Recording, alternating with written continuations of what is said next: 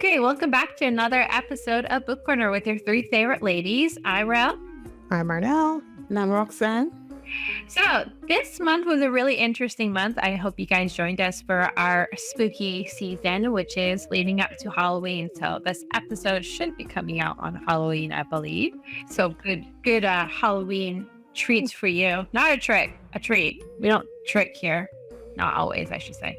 But I hope you guys caught up with our last episode. So, I don't know if you guys were following, but each Saturday was a release of a special short story from, I think, all of our favorite scary story from the great author of Alvin Schwartz. Yeah. Alvin Schwartz. Schwartz. Yeah. Schwartz. Scary stories to tell in the dark. We're going to go ahead and start off with some hot takes of the story. We're going to start with Arnell. Yes. So I was first, of course. My story was The Hook. And my hot take from that story was the ending. Like, hello? Why did it end so abruptly? But I mean, this is kind of a trend with short stories. They kind of do tend to end abruptly, leaving you wanting more. Yeah. And I was definitely wanting more from this story. All right, moving on to Roxanne. Okay, for my story, it was The Haunted House. And my takeaway was, you can't trust everyone. Not even your own husband. Nope. Don't be trust no one. Which kind of led into my story, which was the high beams. And my hot take is, check your car thoroughly before getting into the car. Because like Roxanne said, you can't be trusting no one out there.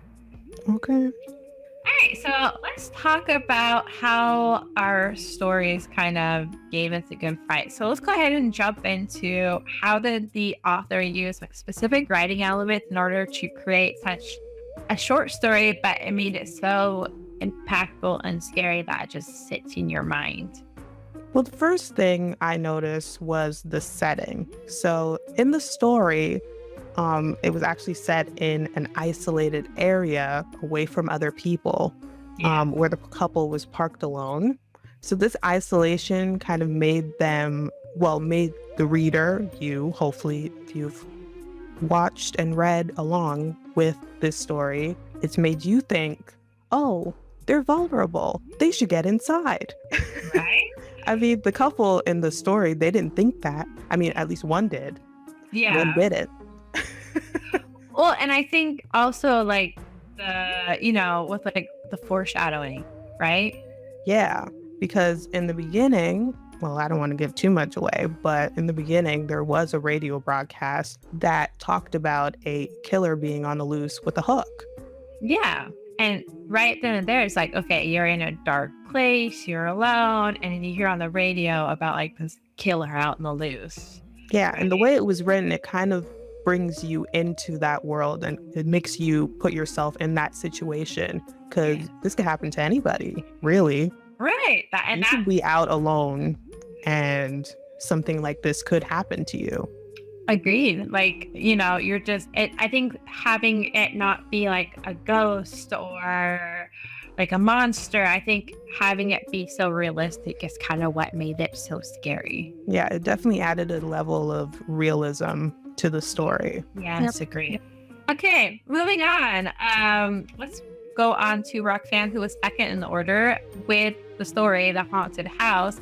Tell us, how did the author use like some specific English writing elements that made the story itself so impactful and terrifying for the reader? Okay, for my story, as Arnell mentioned, in this story, the writer went in and he did a lot of description because started out, he said which the house was haunted, and then he went further in and he started describing, not to give away the entire story, but he started describing how the ghost was, or how the woman, he described her face, her clothing, and no eyeballs. Yeah, her eyeball, which was one of the main things, her eyeball all the way to the back, and specific the lighting, which give you a scary feel from the minute he mentioned the eyeball or the eye sockets and the skin peeling off her face. Oh, and also you can see where the repetitive sentence come in with the step and things like that. Yeah. So you feel like for your story, he used a lot of repetition Yes. to kind of create that suspense while also using a lot of descriptive details that are unsettling. Yes. Yeah. Yeah. And I did also notice a lot of words that we wouldn't use often, Yeah, that is true.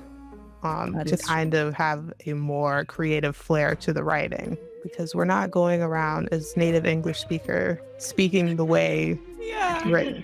I did think that in your stories, It was particularly, it was written a little bit differently than how we would normally speak. Maybe the because it person sounds had like an accent. Yeah, it sounded like it was like in the South. They had a Yeah, that's twang to it. where mine went Yes. while watching Yeah. yours. Uh-huh.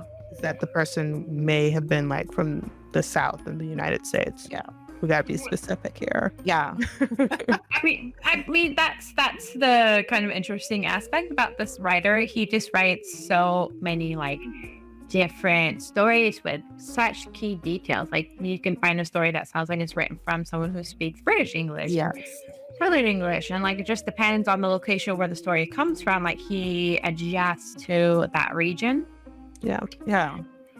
And so like those of you in our audience who are interested in how English has so many different accents or maybe word use or other things like that, like that's why stories like these are so great. Not everyone likes scary Yeah, stories, not of every- course. I mean, we tried not to pick too We- many Yeah. like gory, scary stories. Yeah. because- Uh-huh. Yeah. Yeah. We tried to kind of steer away from that just in case of those of you who are easily frightened, because there were a lot of scary stories. in the Yeah. book. Yeah. There was some we had to really veto and be like, this is a little too much. Or Yeah. like a little graphic. But also during the story reading, we held back on some of the way that we're supposed to bring out the scary part. Because, for example, in my story, where we were just reading like some of the detail, like her face, we could be more intense while reading that area, but we pulled back. I pulled back a little while reading. And also, we have to remember this isn't how we would normally read, because the premise was it being a read along. Yeah. So we had to be kind of more neutral in some places for you guys to get the whole idea of the story and be able to read along without being distracted. Yes. Yeah. Agreed. All right. Should we move on to the last story, which was my story? 'Cause I So want to hear all about it.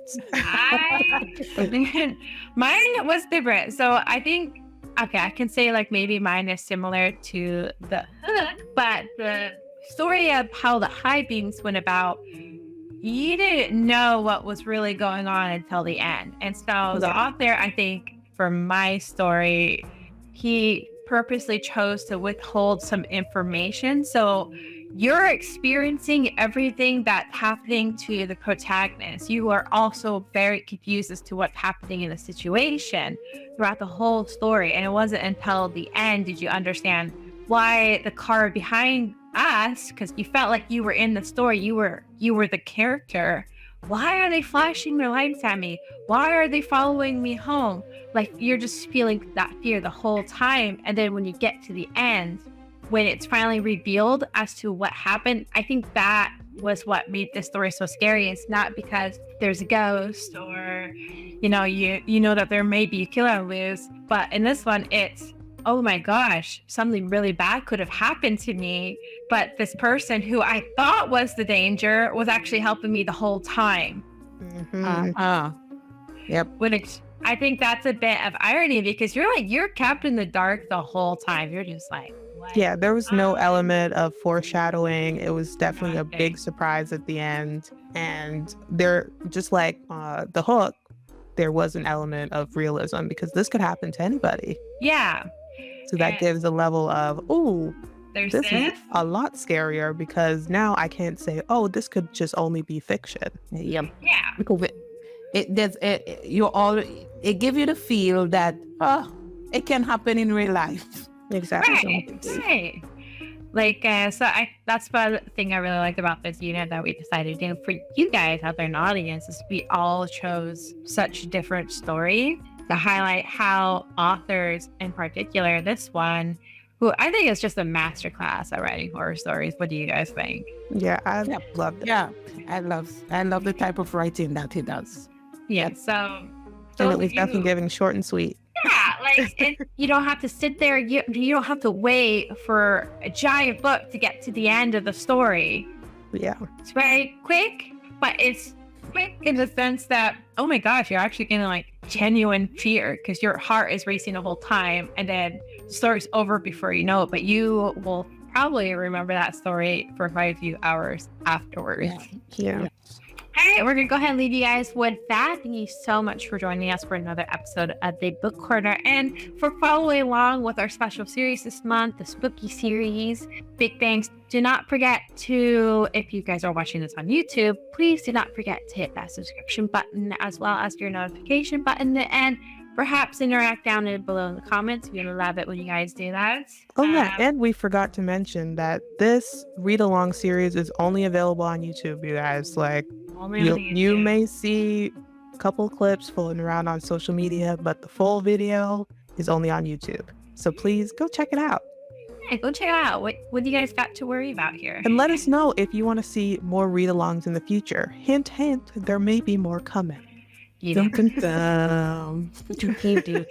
okay, maybe not scary stories at that time. Yeah. I mean, maybe you guys enjoy this. I don't know. If they do enjoy it, maybe we could do another horror scary story read-alongs again. Maybe. Maybe. There's always the Goosebumps. Ooh. And a classic. I used to love that series.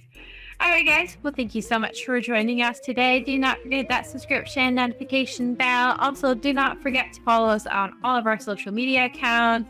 They are somewhere available on the screen. Thank you for joining us. I'm Ro.